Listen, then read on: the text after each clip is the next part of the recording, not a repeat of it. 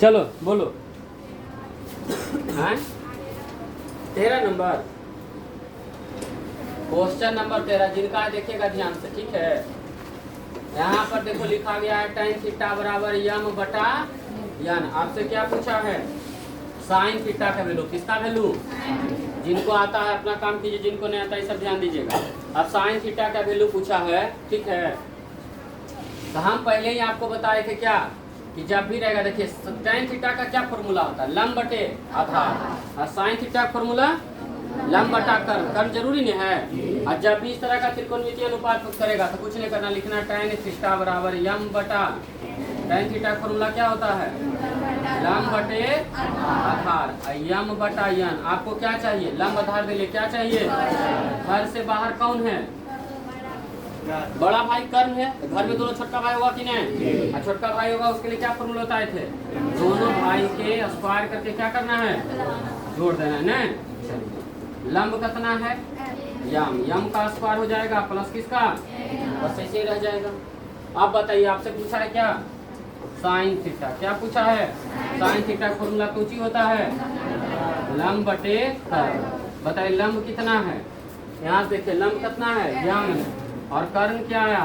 Under root M square plus, ये आपका हो गया ऑब्जेक्टिव। शायद पूछा भी, यहाँ तक क्लियर है? किसका प्रश्न था?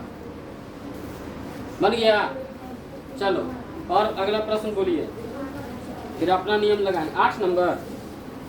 कितना नंबर? 8। चलिए इसको लिख लीजिए। डरना नहीं है, हम आपके लिए ये सब नहीं कहेंगे, लेकिन हम कहते हैं यदि हम चला परिश्रम कर रहे हैं तो फल हमरा मिलना चाहिए। हाँ इन्हें की तुम धोखा दीजिए।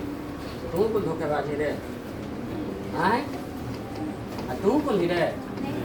हम देखिए कैसे तरह साथ निभा रही है, देख रहे हैं ना। चलो अच्छा चलो ठीक है, कोई दिक्कत नहीं। आ जा इधर, कोई दिक्कत नहीं। चला 9/40 tan थीटा ने दिया हुआ है। क्या पूछा है फिर?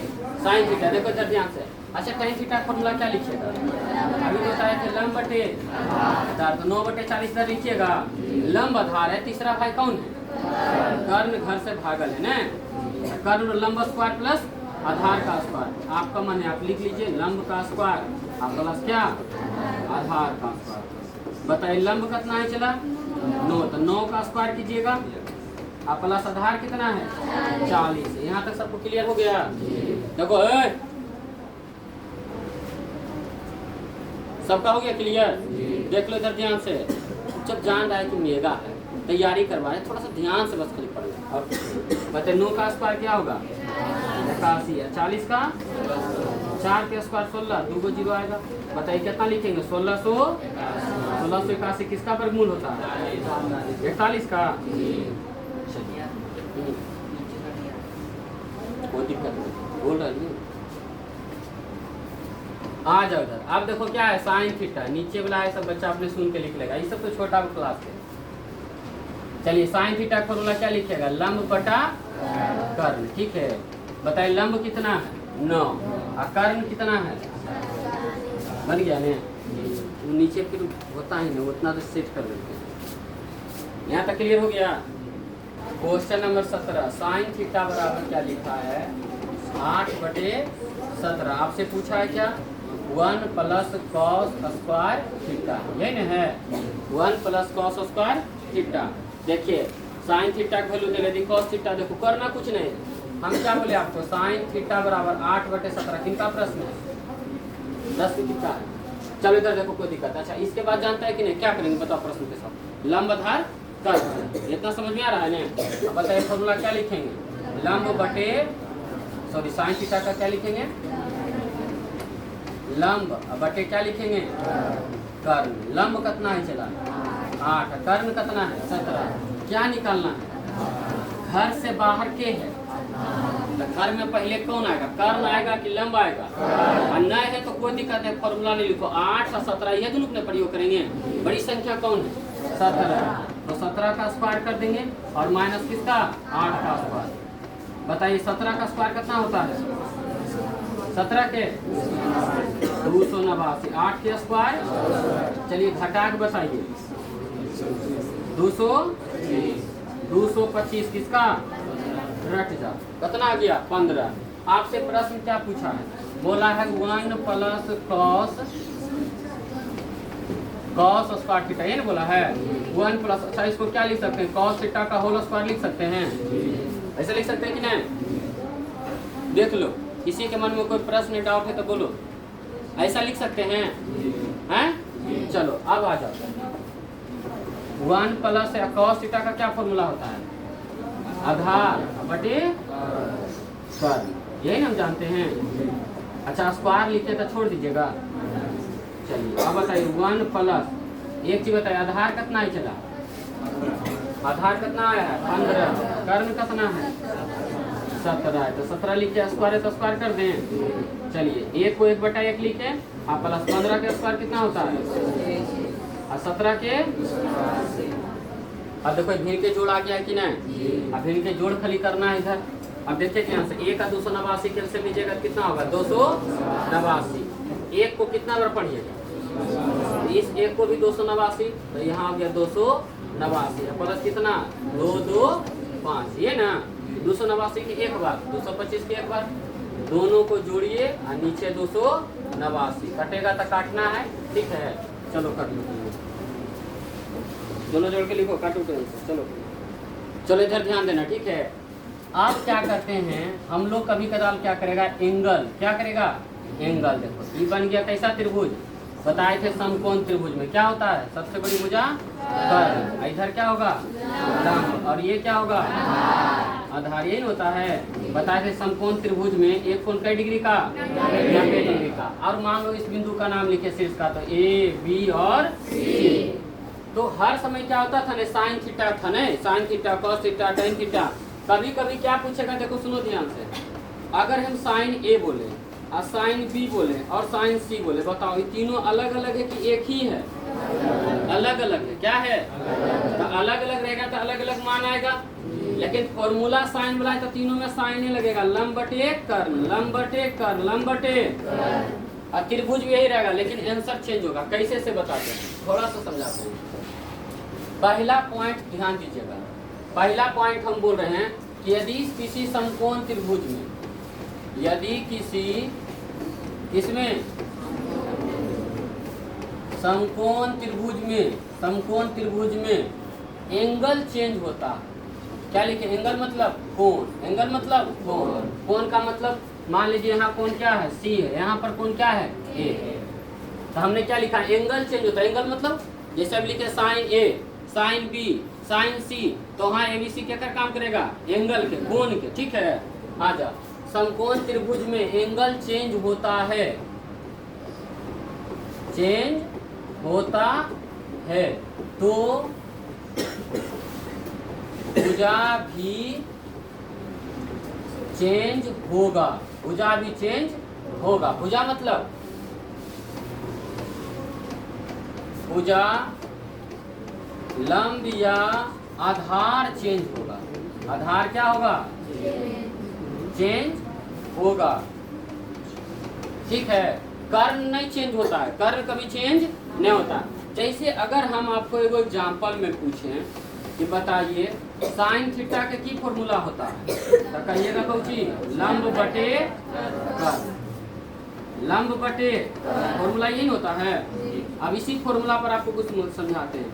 यदि आपसे हम पूछे साइन ए और पूछे साइन बी, चाहे साइन सी, इसे समझना। अच्छा फॉर्मूला साइन थीटा के क्या लगाइएगा? सर लंब बटे, जब एंगल रहता है चला तो नीचे दिखा दे रहा है, फिर आ रहा है कि नहीं? चलो नहीं, चलो इधर आ जाते हैं, यहाँ ये सब जरूरत है।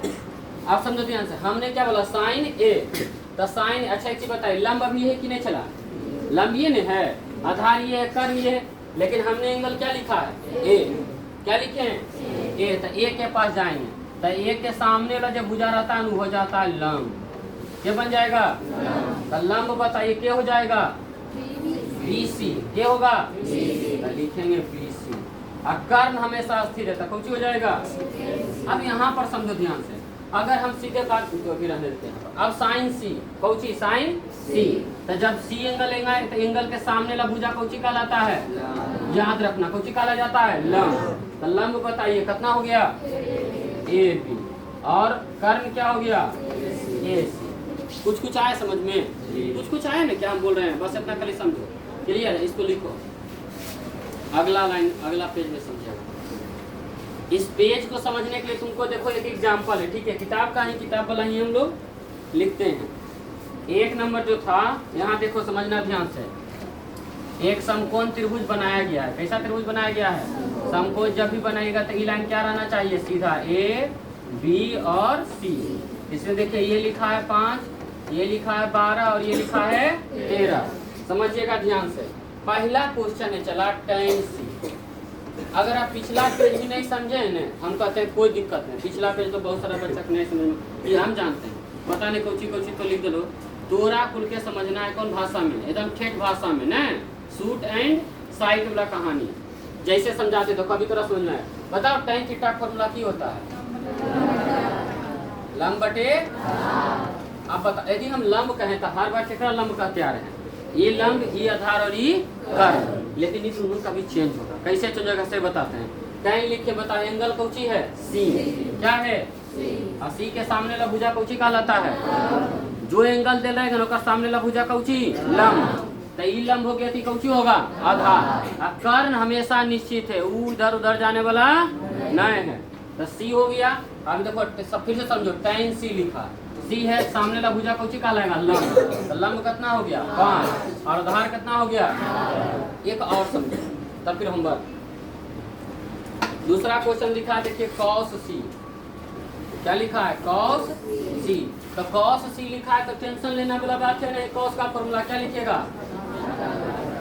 अब एंगल दिया है कौची सी, तो सी के पास जाएंगे, सी के पास गए तो सामने ला भुजा कौची, कौची लंब। तो हमरा चाहिए कौची चाहिए, आधार करने आने। तो बोलो पहले अगर निकालना है इस तरह के, तो आधार तो निश्चित आधार कितना लिख दी, सॉरी कर्ण कितना हो जाएगा, इतना दूर तक सबकी क्लियर है। अब परेशानी की सर आधार एंगल कौची है, सी। तो सी है तो सी के पास गए, सामने ला भुजा कौची कहलाता है, हमरा चाहिए कौची, आधार कितना। एक और प्रश्न समझिए 3 नंबर में, कौशिक सी बोला है, तो कौशिक का फॉर्मूला क्या लिखेंगे, कर्ण बटा, एक फॉर्मूला याद रहना चाहिए, नहीं फॉर्मूला याद रहेगा अगर हम तरह से पूछे आप नहीं बताए। हाँ, तो कर्ण तो हमेशा 13 हो जाएगा। अब बोला है सी ना, तो सी देखो ये नहीं चला, तो सी के सामने ला भुजा कौची, लंब। तो लंब तो कितना आ जाएगा। अब ये को देख लेते हैं, 3 हो गया। 4 में देखो, 4 में लिखा है साइन ए, क्या लिखा है, तब बताइए साइन का फॉर्मूला क्या होता है, क्या होता है, लंब बटा कर्ण। तब बताइए, अच्छा एंगल ए क्या है, एंगल ए के पास जाएंगे, ए के सामने ला भुजा कौची काला जाएगा, हमरा लंब नहीं चाहिए, तो लंब कितना हो गया, कर्ण कितना हो गया 13। कोई दिक्कत, एक आ रहा है समझ में। एक प्रश्न और हम तुम लोग को देते हैं, ठीक है, 8 नंबर, सब तो हम ही बता दिए। tan ए, सुनना ध्यान से, tan का फॉर्मूला क्या होता है, क्या होता है, लंब बटे। अच्छा ए बोला है तो किसके पास, ए के पास ले जाएंगे, तो लंब कौन हो जाएगा। अगर ऐसे हम पूछे तो लंब तो हर बार इसको पढ़ते हैं, इसको इसी को ना पढ़ते हैं, लेकिन देखो अभी चेंज हो गया कि नहीं, क्यों, एंगल के कारण, किसके कारण, तो ए बोला है तो ए के पास जाना, लंब कितना है, आधार कितना है, आधार लंब ही हो जाएगा तो आधार ही हो जाएगा, वो तो कर्ण तेरा है, क्लियर है। चलिए आप इसको लिख लीजिए, आपका 1 से 17 तक हो जाएगा होमवर्क। चलो।